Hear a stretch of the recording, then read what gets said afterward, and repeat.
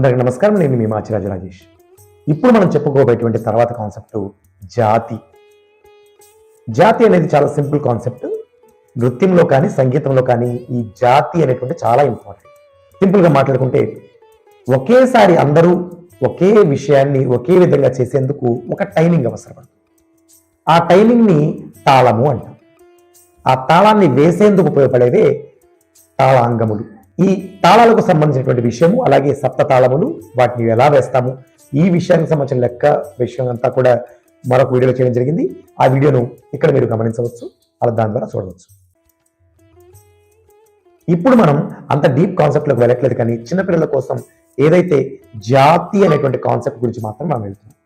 అంటే తాళము ఒకే విధంగా వేయడానికి తాళ అంగములు ఉన్నాయి. తాళంగములు 6 ఉన్నాయి. ఈ 6 తాళాంగములలో మొట్టమొదటిది చాలా ఇంపార్టెంట్ అయినది లఘువు అనేటువంటి తాళాంగం. ఈ లఘువు అనేటువంటి తాళాంగము దేని మీద ఆధారపడి ఉంటుందంటే ఇప్పుడు మనం చెప్పుకున్నటువంటి జాతి మీద ఆధారపడి. జాతులు మొత్తం 5 రకాల జాతులు ఉన్నాయి.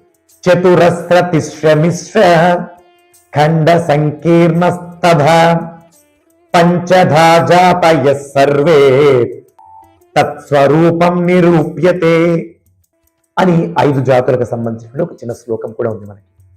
ఆ శ్లోకం ద్వారా చెప్తున్నది 5 జాతులు ఉన్నాయి: తిస్ర, చతురస్ర, ఖండ, మిశ్ర మరియు సంకీర్ణ. ఈ జాతుల గురించి మినిమం అవగాహనగా బుజ్జి పిల్లలు ఇంతవరకు తెలుసుకుంటే సరిపోతుంది. పెద్ద పిల్లలు తెలుసుకోవాలనుకున్నట్లయితే ఇంకొంచెం డీప్గా ఈ జాతి, తాళము, తాళ అంగములకు సంబంధించిన ఇప్పుడు ఇందాక చెప్పినటువంటి ఈ వీడియో ద్వారా మీరు మన ఛానల్లో మరింత విపులంగా తెలుసుకునే అవకాశం ఉంది. మీరు ఇంకా ఏమి తెలుసుకోవాలనుకుంటున్నారో కామెంట్ రూపంలో తెలియజేయండి. అలాగే ఈ వీడియోపై మీ యొక్క అభిప్రాయాన్ని కామెంట్ రూపంలో నాకు తెలియజేయండి. మరో వీడియోతో రేపు మీ ముందుంటాను. నమస్తే.